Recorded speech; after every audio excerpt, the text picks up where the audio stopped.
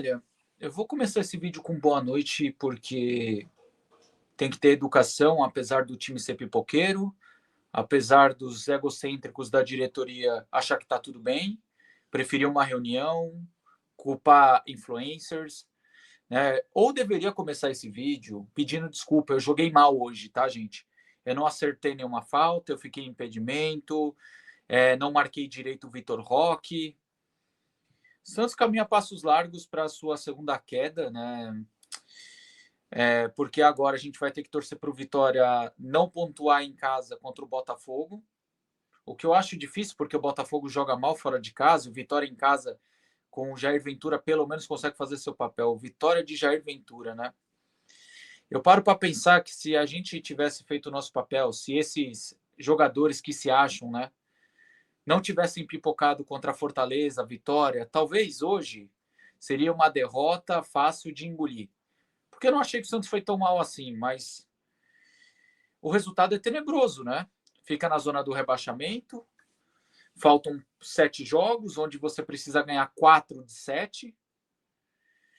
Parece que a vida do Santista nos últimos tempos foi feita para você não ser feliz. A vida do Santista nos últimos tempos, ela tem sido feita para fazer você sofrer. Se você quer ser feliz, para de gostar de futebol.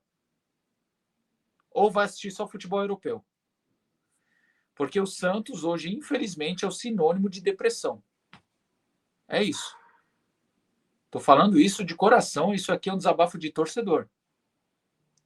Porque, como eu falei até hoje, que não foi um jogo tão ruim do Santos, o Santos acabou perdendo. Sabe? Porque isso é um reflexo de como a diretoria é ruim. De como a diretoria confia que Tassiano, confia que jogadores como Tiquinho, que ganhou 1.300.000, que nem entrou no jogo hoje, pode resolver nossa situação. Uma diretoria que contrata lateral direito e não consegue contratar um lateral direito decente. Uma diretoria que rifa um garoto que tinha potencial, que era o Luca Meirelles, e fica aí com esses jogadores ruins. O Santos, ele desistiu do seu DNA. O Santos, realmente, ele acabou. Eu acho que é o vídeo com um tom mais depressivo que eu estou fazendo aqui, porque é o meu coração. Eu estou fazendo esse vídeo agora de coração. Por mim, eu desligava tudo, ia dormir e não saía do meu quarto por uma semana. Deixava tudo escuro. É o meu sentimento. Sabe? E uma diretoria que vive em Nárnia, jogadores que se acham, porque se você critica esses jogadores, faz biquinho, fala que está sendo ameaçado, né? Fala que as críticas são exageradas. Oh, na moral, irmão, acorda para a vida. Como eu falei, eu vou falar agora da partida, né? Depois desse desabafo de torcedor que eu falei. Se você quer ser feliz, tem que parar de acompanhar o Santos um pouco, né? É essa a verdade. E o que eu posso falar para vocês, rapaziada, do jogo de hoje, começando pela escalação aí dessa derrota aí de 2-0, eu acho que a escalação do time titular, o Vojvoda até que vai bem, porque mostra que ele está tentando algo diferente. Só que você olha para o elenco, o seu melhor zagueiro está suspenso, o seu segundo melhor zagueiro estava sem jogar há 2 meses e teve um reflexo disso no campo, até porque ele estava jogando bem até falhar no primeiro gol, só que o tipo de disputa que ele perde é de jogador sem ritmo e sem tempo de bola. Então, assim, a única crítica que eu tenho para falar do time titular é a questão do Mike. Porque ele tira o Roleiser, ele tira o Guilherme, ele tira esse, tira aquele, e não dá jeito, sabe por quê? Porque é um elenco mal montado. Sabe por que às vezes eu isento o Vojvoda de algumas coisas? Porque ele chegou no fim de janela depois que o Kleber Xavier destruiu o Santos. Ele pouco pôde fazer diferença na janela do Santos. Quando um jogador do Santos fica suspenso, a gente comemora por saber que esse cara não vai prejudicar o time. É o caso do Mike. Talvez o Santos adiou o jogo do primeiro turno para conseguir um bom acordo pelo Mike. Só que agora o Santos vai pegar um rival que está com moral, disputando 2 títulos, ao invés de ter jogado com o rival fragilizado pela eliminação do Mundial. Mas eu quero focar no jogo, rapaziada, porque assim, eu começo a lembrar das coisas, eu vou ficando mais puto e triste, cara, chateado, né? Mas enfim, eu acho que o Vojvoda na questão da escalação errou na questão só do Mike. O Igor Vinícius, eu odeio o Igor Vinícius, acho um jogador fraquíssimo. Estou falando do jogador, não da pessoa. Eu acho que o Sherman não fica devendo nada para os dois, tá? Sherman estava mal, o Sherman pode ser fraco, mas entre os três, prefiro pelo menos colocar o da base que valoriza e eu consigo vender por um bom valor no futuro. Mas parece que a diretoria, que é tapada, não consegue ver isso. Sobre as trocas, eu acho que o Vojvoda foi muito mal sobre as trocas. Cabadeiro, infelizmente, jogador fraquíssimo. Tassiano. Pô, a do Tassiano eu não vou culpar ele, porque você tem que tirar o Lautaro, que é ruim. Aí você tem o Tiquinho, que recebe 1.300.000, não consegue dominar uma bola. Aí você tem o Tassiano, que pode quebrar o galho ali para você. Aí você tira o Robinho, cara. Da questão de tirar o Robinho, eu não sei se o Robinho cansou ou se o Vojvoda sentiu isso. Eu não teria tirado. Mas, enfim, olhando aqui quem ele colocou, o Roleiser, cara, Barreal jogou muito abaixo hoje. E nessa questão aí do Roleiser, rapaziada, assim, até tentou alguma coisa, não achei que ele jogou mal, mas tava 2-0 já, o que o Roleiser vai fazer, tá ligado? Você mexe depois de tomar o segundo gol, você não vai fazer nada. Colocar Guilherme e Roleiser depois do 2-0, vai acontecer o quê? Sabe, aqui eu falei, o Vojvoda é um bom treinador, tem potencial, só que ele pegou um time totalmente desequilibrado, mal montado, e ele acaba fazendo alguns erros que estão sendo cruciais. E, infelizmente, é capaz do Santos ser rebaixado antes da última rodada. É muito capaz da gente assistir Santos e Cruzeiro na Vila Belmiro com o Santos já na Série B do ano que vem. Realmente, cara, assim, tem coisas que ele é culpado, como eu falei, demorou para trocar e fez algumas trocas erradas, colocou jogadores errados, mas eu entendo que às vezes ele olha para o banco e fala, puta que pariu, quem eu vou colocar? Ou às vezes ele olha, pô, quem eu tenho para substituir aqui? A partir do momento que os melhores do Santos têm 17 anos e apenas 2, mostra como esse elenco foi mal montado. Mas está aí, nosso presidente está fazendo reunião com ex-presidentes expulsos, fazendo reunião com a oposição e culpando o influencer. Eu adoraria ser o culpado, porque eu só sumia. Eu adoraria, pelo menos, estar aí dentro, cobrando vocês e poder fazer algo. Mas eu não posso. Né? Infelizmente, eu me sinto incapaz, impotente. Bom, vamos falar agora do jogo. O primeiro tempo do Santos, não achei um primeiro tempo ruim. O rival deu aquele abafo inicial, como era previsto. O Santos aguentou, na real, o Brasão segurou a peteca.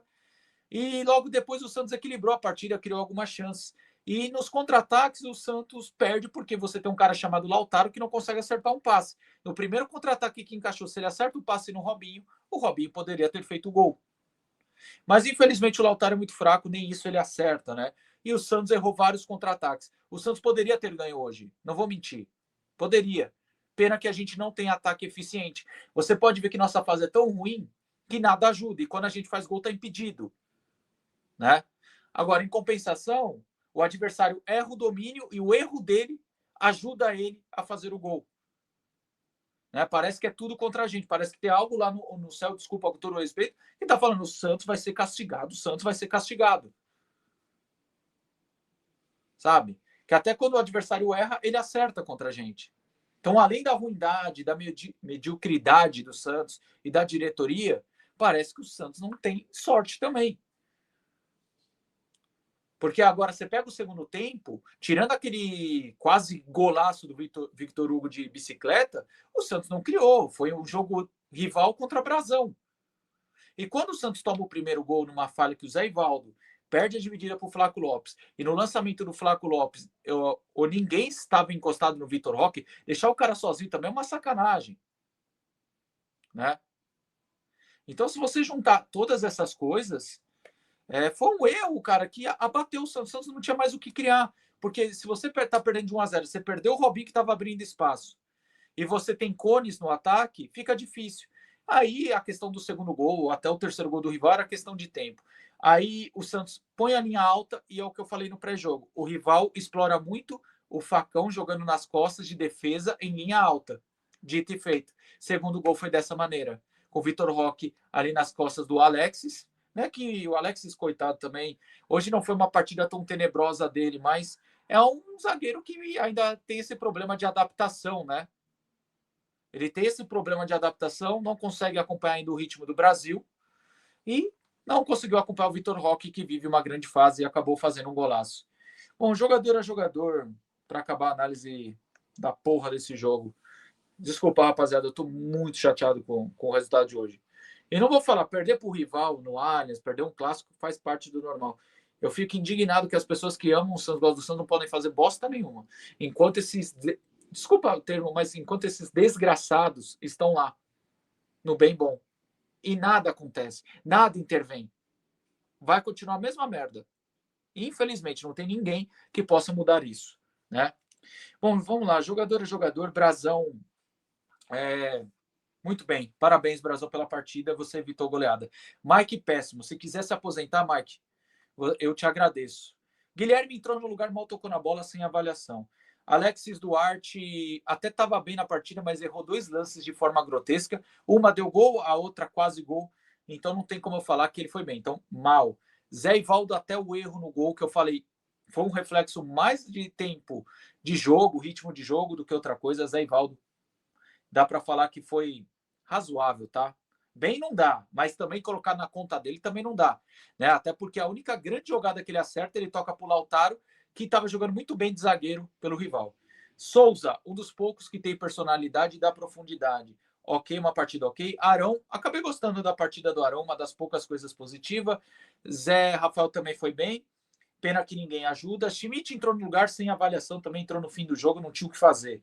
Victor Hugo, achei bem abaixo, apesar de quase fazer um golaço.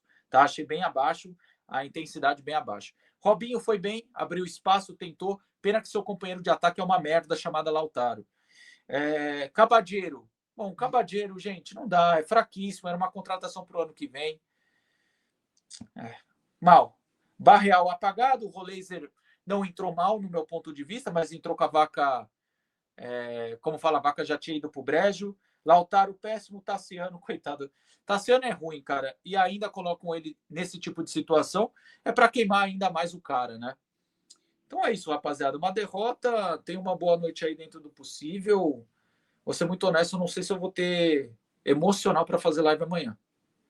Eu tô falando de coração, cara, que aqui esse canal, meu coração vem em primeiro lugar, porque eu faço isso porque eu amo.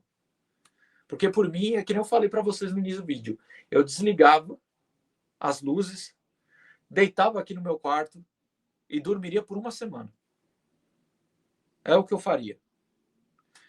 Mas, como eu tenho um compromisso que eu assumi com vocês há 4 anos, eu tô aqui dando a minha cara a tapa, diferente de dirigente do Santos, que tá aí no bem bom. Então é isso, vou ficando por aqui. Uma boa noite dentro do possível, durmam bem, tá? E é isso, tá bom? Tamo junto e sempre Santos, apesar dos apesares.